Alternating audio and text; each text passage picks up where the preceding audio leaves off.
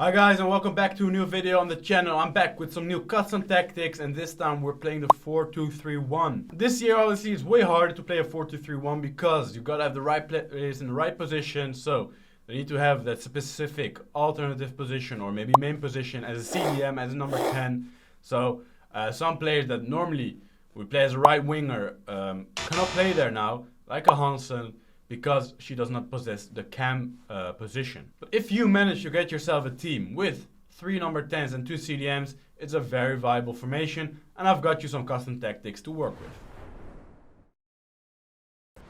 So I'm gonna play with short passing in the build-up style, because I think what happens in this formation is that obviously the cams come to the middle a lot. You already got your main cam there, basically the white cams join him. And then you got your CDMs who are there, the striker, everyone is there. So let's just take advantage of that. Let's play short passing, because then they offer themselves way more, combine, and it's just better. The defense line we put on high. We want to press up the pitch. So you got your 4 defenders, 2 CDMs, and 3 attacking mid, who obviously drop back as well to defend. So in that way, when you also play on high, it becomes really compact, and your opponent will have difficulty playing through that.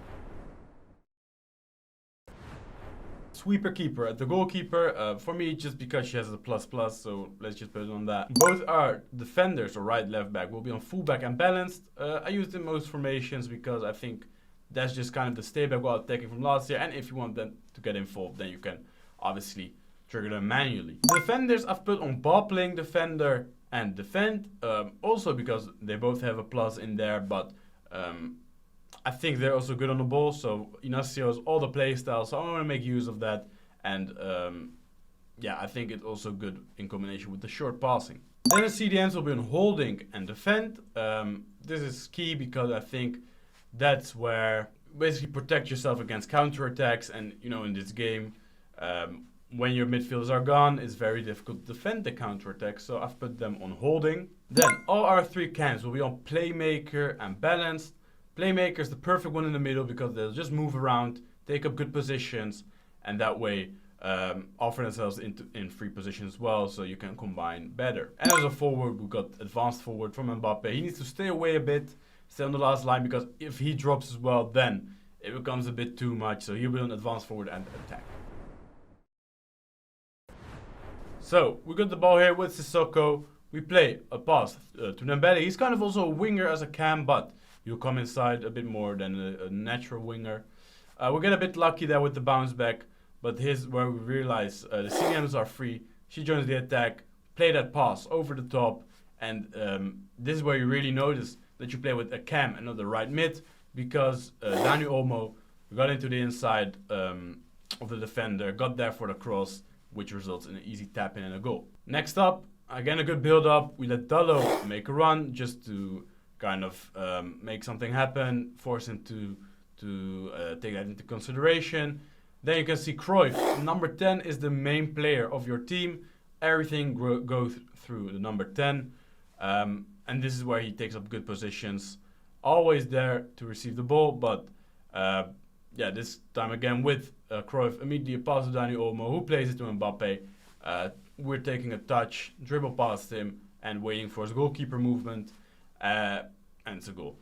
You can see a very slow build-up actually, but then when we get into the final third, we accelerate. Here we go again from the back, finding the strikers very easily, and it's always important to pass with L1. As I said, Cruyff is the main guy of your team, or a number 10. Make sure your number 10 also has the right play styles. For me, incisive pass, tiki-taka are very good play styles to have as a number 10. Pass to Dembele. Play it driven into Mbappe, the extra pass, the short passing comes into play there. Again, build up from the back. We're getting pressed. We find that pass, that line-breaking pass. Find a Cruyff again, and he slows the game down basically by passing it backwards. But you can see that our right back is running. We have a lot of guys that are running. Now we got the ball with Dembele. We keep the patience in this build-up because we play short passing, so we're gonna go too quick. Finding Cruyff, finding Patrick, combining. This is short passing, and then we accelerate in the final third. The right timing, but because I play precision shooting, I messed up.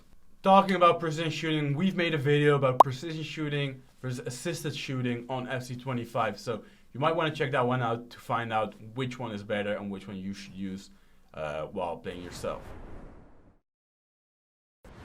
So here he tries to build up. What's important is the role of the CDMs. So in this case, we take Sissoko back, close the passing lane, and recover the ball. You can see that if we didn't pull Sissoko back, he'd have more space. Because we play high, we can leave the defensive line a bit. We don't have to worry about that because they won't drop too deep. We just take back Sissoko and close the passing lane. Again, Sissoko marking the passing lanes, and then we switch to passing to close that passing lane. We didn't manage to. But then still we recover well. First we are a right centre back to cover up that space, but we realized we've done that, so we are being a bit more aggressive with the left centre back, going at him, and it results in us winning the ball back. Here he's building up again, and with Sissoko and Dembele, eventually we just close down all the passing lanes.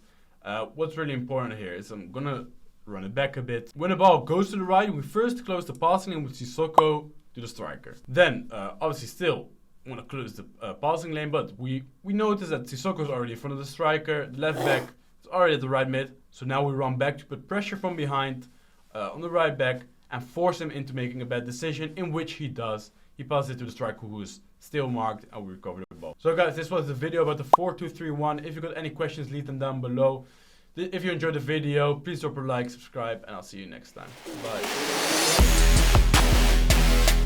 Bye.